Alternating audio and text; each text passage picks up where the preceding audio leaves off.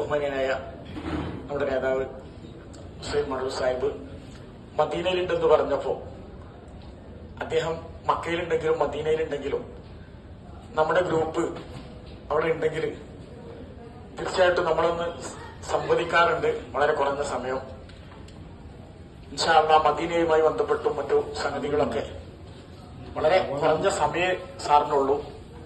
5 മണിക്ക് വേറൊരു പ്രോഗ്രാമിൽ പങ്കെടുക്കേണ്ടതുണ്ട്. തുടങ്ങുകയാണ്. അൽഹംദുലില്ലാഹ് KNMന്റെ സംസ്ഥാന സമിതി നടത്തുന്ന ഉംറ പാക്കേജിൽ 3 ഗ്രൂപ്പുകളിലായി പുറപ്പെട്ട ആളുകളാണ് നമ്മൾ. കേരളത്തിന്റെ പല ജില്ലകളിൽ നിന്നും വന്ന ആളുകൾ പൊതുവെ നാട്ടിലുണ്ടാവുക. ഇപ്പൊ പഠിക്കുന്നവരാണെങ്കിലും ഉദ്യോഗത്തിലുള്ളവരാണെങ്കിലും കച്ചവടക്കാരാണെങ്കിലും മറ്റ് ഏർപ്പാടുള്ളവരാണെങ്കിലും ഒരു യാന്ത്രിക ജീവിതമുണ്ടല്ലോ. നേരം വിളിക്കുക, നമ്മുടെ ജോലിയിലേക്ക് പോകാനുള്ള കാര്യങ്ങൾ ചെയ്തുകൊണ്ടിരിക്കുക. അതിനിടയിൽ ഒഴിഞ്ഞിരുന്ന ഇബാദത്ത് ചെയ്യാന്നുള്ളതിന് ഇപ്പോൾ നമുക്ക് സമയം കുറവാണ്, വളരെ കുറവാണ്. അപ്പൊ അതുകൊണ്ട് ഇതൊരു ഒഴിഞ്ഞിരുന്ന ഇബാദത്ത് ചെയ്യാനുള്ള ഒരു അവസരമായി നമ്മൾ കാണണം. അതിന് നമ്മുടെ സമയം നഷ്ടപ്പെടുത്തുന്ന കാര്യങ്ങൾ എന്തെല്ലാമാണോ അത് ഒഴിവാക്കുകയും ചെയ്യണം. അപ്പൊ നമ്മളൊരു ഗ്രൂപ്പായിട്ട് വരുമ്പോഴും ഒരു സംഘമായി വരുമ്പോഴും കുറെ ആളുകളുണ്ടാവും, പല നാട്ടുകാരും പല ജില്ലക്കാരും ഒക്കെ. നമുക്ക് ഒരുപാട് കാര്യങ്ങൾ സംസാരിക്കാനും ഉണ്ടാവും. നല്ല കാര്യങ്ങളൊക്കെ സംസാരിക്കുന്നത് നല്ലതാണ്. ഹജ്ജിനെ കുറിച്ച് പറഞ്ഞിട്ട് ഫീഹി മനാഫിയോ ലിന്നാസ്, ജനങ്ങൾക്ക് ഒരുപാട് ഉപകാരമുണ്ട് ഹജ്ജ് കൊണ്ട് എന്ന്. അതിന്റെ തഫ്സീറിലുണ്ട്. കച്ചവടം വരെ അതിന്റെ മനാഫിയായിട്ട് പറഞ്ഞിട്ടുണ്ട്. ലോകത്തിന്റെ പല ഭാഗത്തുള്ള ആളുകൾ ഒരുമിച്ച് കൂടുന്നു, അവർ വിൽപ്പനക്കുള്ള സാധനങ്ങൾ കൊണ്ടുവരുന്നു, ആവശ്യമുള്ളത് വാങ്ങുന്നു. അതുപോലും അതുപോലെ ഹജ്ജ് സമയത്ത് മക്കയിൽ എല്ലാ വർഷവും ലോക മുസ്ലിങ്ങളുടെ സമ്മേളനങ്ങൾ ഉണ്ടാവും. റാബിത്തത്തുൽ ഇസ്ലാമിയൊക്കെ കാണുന്നത്. അതില് പല പ്രധാന വിഷയങ്ങളും ചർച്ച ചെയ്യും. അതും അതിന്റെ മനാഫികളിൽപ്പെട്ട ഒരു കാര്യമാണ്. നമ്മെപ്പോലുള്ള ആളുകൾക്കുള്ള ഒരു കാര്യം, അത് പല നാട്ടിൽ നിന്നും വരുന്ന ആളുകളെ കാണാനും പലരുടെയും കൂടെ ജീവിക്കുവാൻ സാധിക്കാന്നല്ല. ഇപ്പൊ തന്നെ ഇവിടെ വന്നാൽ നിങ്ങൾക്കറിയാം, നമ്മളൊരു ഹജ്ജ് അല്ലെങ്കിൽ ഒരു ഉംറ സംഘത്തിന്റെ കൂടെ ആരാണ് നമ്മെ കൊണ്ടുപോകാൻ നല്ലത്, അല്ലെ ആരാണ് നല്ല സർവീസ്, അല്ലെ നമ്മൾ അറിയുന്ന ആള് ഏത് സംഘത്തിലാണ് പോണെച്ചാൽ നമ്മൾ കൊടുക്കലാണ്. ഹജ്ജ് സംഘങ്ങളിൽ ഉംറ സംഘങ്ങളിൽ മറ്റു വിഷയങ്ങളിലുള്ള സംഘടനാ വ്യത്യാസങ്ങൾ ഉണ്ടാവില്ല. എല്ലാ സംഘടനയിൽ പ്രവർത്തിക്കുന്നവരും എല്ലാ പ്രദേശത്തുള്ളവരും ഹജ്ജ് സംഘങ്ങളിൽ ഉംറ സംഘങ്ങളിൽ ഉണ്ടാവും. അതിന്റെ പ്രധാന കാരണം ഇവിടെ വന്നിട്ട് ചെയ്യാനുള്ള പ്രധാനപ്പെട്ട കാര്യങ്ങൾ ഒന്നാണെന്നുള്ള. ചില കാര്യങ്ങളിൽ അഭിപ്രായ വ്യത്യാസം ഉണ്ടാവുക, പഠിച്ച് മനസ്സിലാക്കി ചെയ്യാം. ഹജ്ജിനെ പറ്റി പറഞ്ഞ ആയത്തിൽ തന്നെ ഉണ്ട്, വലാ ജിദാല ഫിൽ ഹജ്ജ്, ഹജ്ജിന് പുറപ്പെട്ടാൽ പിന്നെ തർക്കിക്കാൻ പാടില്ല എന്നാണ്. നാട്ടിലേതായാലും തർക്കങ്ങളായിരിക്കും. പിന്നെ ഹജ്ജിലും ഉംറയിലും കൂടെ തർക്കമായാൽ പിന്നെ എവിടെയാണ് ഒരു രക്ഷ എന്നതും നമ്മൾ ആലോചിക്കേണ്ടതാണ്. ഇവിടെ നിങ്ങൾക്ക് കാണാൻ സാധിക്കും, നമസ്കാരമാണെങ്കിലും മറ്റ് ഇബാദത്തുകളാണെങ്കിലും പല വിധത്തിലും ചെയ്യുന്ന ആളുകളുണ്ട്. പല മദ്ഹബുകാരുണ്ട്, മദ്ഹബില്ലാത്തവരുണ്ട്, വ്യത്യസ്ത വീക്ഷണങ്ങളുള്ളവരുണ്ട്. എന്നാലും എല്ലാവരും മുസ്ലിങ്ങളാണ്.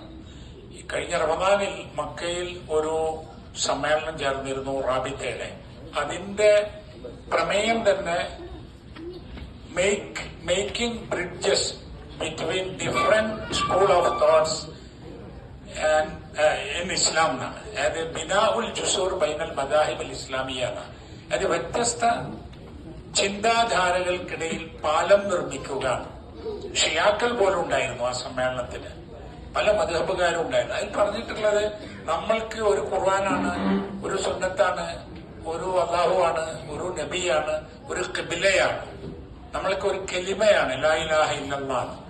അപ്പൊ ഇത് മെയിനായി കണ്ടാൽ നമ്മെ സംബന്ധിച്ചിടത്തോളം ഈ ഹജ്ജ് ഉംറ യാത്രകളുടെ വീര്യം നമുക്ക് കിട്ടും. അങ്ങനെ വരുമ്പോഴാണ് നമുക്ക് ഒരു നല്ല മനുഷ്യനായി ജീവിക്കാൻ സാധിക്കുക. അതിലെല്ലാം ഉൾക്കൊള്ളും. ഇപ്പൊ ഇബ്രാഹിം നബി അലൈഹി ഇസ്ലാമിന്റെ പ്രാർത്ഥനയില് ഈ നാട്ടിലെ മക്കയിലെ മനുഷ്യർക്ക് ഭക്ഷണം കിട്ടണമെന്ന് വരെ ദുആ ചെയ്തത്. അപ്പൊ അതും ദീൻ തന്നെയാണ്. വർസുഖു അഹ്ലഹു മിനസ് സമറാത്ത്. അതുപോലെ തന്നെ പിന്നെ ഇബ്രാഹിം നബി പ്രാർത്ഥിച്ചപ്പോഴേ നാട്ടിന്റെ സുരക്ഷിതത്വത്തിന് വേണ്ടി പ്രാർത്ഥിച്ചിട്ടുണ്ട്. റബ്ബി ജഅൽ ഹാദൽ ബലദ ആമിന, ഈ നാട് ഒരു സുരക്ഷിതത്വമുള്ള നാടാവണേ. അപ്പൊ നാട്ടിന്റെ നന്മക്കും സുരക്ഷിതത്വത്തിനും വേണ്ടി പ്രവർത്തിക്കുക എന്നുള്ളതും ഒരു വലിയ കാര്യമായിട്ടാണല്ലോ ഉലുൽ അസ്മിൽപ്പെട്ട പ്രവാചകന്മാരുടെ പിതാവായ ഇബ്രാഹിം നബി അലൈഹി സ്വലം ദുആ ചെയ്തത്. നമ്മുടെ ജീവിതത്തിൽ ഒരു പരിവർത്തനം, ഒരു നല്ല മനുഷ്യനായി ജീവിക്കാൻ, ഒരു നല്ല മുസ്ലിമായി ജീവിക്കാൻ ഒരു തീരുമാനമെടുക്കാൻ പറ്റിയ സമയമാണ് ഹജ്ജ് ഉംറ യാത്രകൾ. ഞാനൊരു ഹജ്ജ് ചെയ്ത മനുഷ്യനാണ് എന്ന ബോധം നമുക്കുണ്ടായാൽ അതിൽ മാറ്റം ഉണ്ടാവും. അതുപോലെ തന്നെ ഞാനൊരു ഉംറ ചെയ്ത ആളാണ്, കാരണം ഉംറയ്ക്ക് ഹജ്ജിനൊന്നും ഇടക്കിടക്ക് വരാൻ കഴിഞ്ഞോളണമെന്നില്ല. അത് പല നിയമങ്ങളും പ്രശ്നങ്ങളും സാമ്പത്തിക ബാധ്യതയൊക്കെ ഉള്ളതുകൊണ്ട് അവിടെ ചെയ്ത അമല് അത് കേടുവരാതിരിക്കാൻ സൂക്ഷിക്കുക എന്നതാണ് നല്ലത്, വേണ്ടത്. നമുക്ക് നാട്ടില് ഒരുപാട് മാറ്റം ഉണ്ടാവണമെന്ന് ആഗ്രഹമുണ്ട്. നന്നായി തീരണം എല്ലാ മനുഷ്യരും, ഇതൊക്കെ നമ്മുടെ ആഗ്രഹമാണ്. നമ്മൾ അതിനുവേണ്ടി വർക്ക് ചെയ്യാൻ, നമുക്ക് ദ്വാ ചെയ്യുക, പക്ഷെ ആയിക്കൊള്ളണമെന്നില്ലല്ലോ. അപ്പോൾ പിന്നെ നമുക്ക് ചെയ്യാൻ കഴിയുന്നത് നമ്മൾ ചെയ്യാന്നുള്ളതാണ്. വിശ്വാസ രംഗത്ത് വമ്പിച്ച മാലിന്യങ്ങൾ ഉണ്ടാകുകയാണ്, വലിയ ചൂഷണങ്ങൾ, എല്ലായിടത്തും ചൂഷണമാണ് വിശ്വാസ രംഗത്തും. അതുകൊണ്ടാണ് അള്ളാഹുവിനും മനുഷ്യർക്കുമിടയിൽ ഇടത്തട്ടു കേന്ദ്രങ്ങൾ ഉണ്ടാകുന്നത്.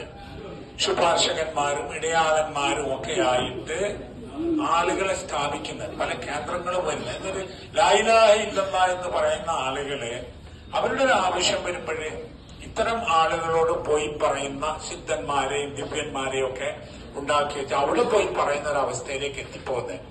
അത് തെറ്റാണെന്ന് മനസ്സിലാക്കിയിട്ടുള്ള ആളുകളാണ് തൗഹീദുള്ള ആളുകൾ. ആ തൗഹീദുള്ള ആളുകളെ പ്രാർത്ഥന എന്ന് പറഞ്ഞാൽ വളരെ പ്രധാനമാണ്.